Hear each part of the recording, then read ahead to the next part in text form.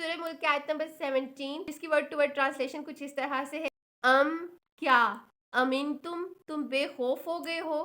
من فی السماء اس سے جو آسمان میں ہے، ان کے یرسلا وہ بھیجے، علیکم تم پر، حاصبا پتھروں کی آندھی جیسے تیز گرم ہوا جو آگ لگا دے،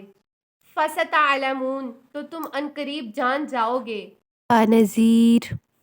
کیسا ہے میرا ڈرانا، کہ کیا تم بے خوف ہو گئے ہو اس سے جو آسمانوں میں ہے کہ وہ تم پر پتھروں کی آندھی برسا دے، پس عنقریب تم جان جاؤ گے کہ کیسا ہے میرا ڈرانا۔ حاسب کہتے ہیں فیول آف فائر کو،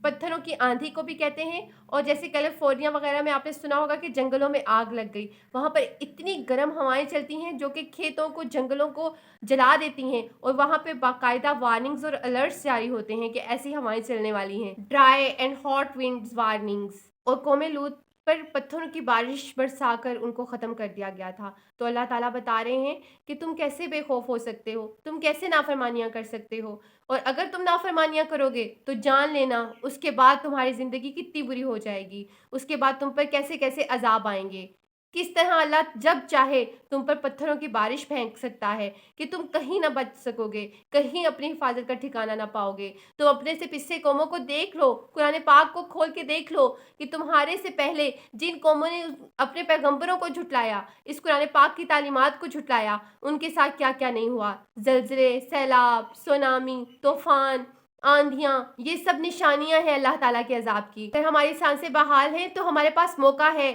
ہم توبہ کر لیں، اللہ تعالیٰ کی رسی کو تھام لیں، قرآن پاک کو تھام لیں، جنت میں جانے کا راستہ بنا لیں، کیونکہ اگر اللہ تعالیٰ کا عذاب آ جائے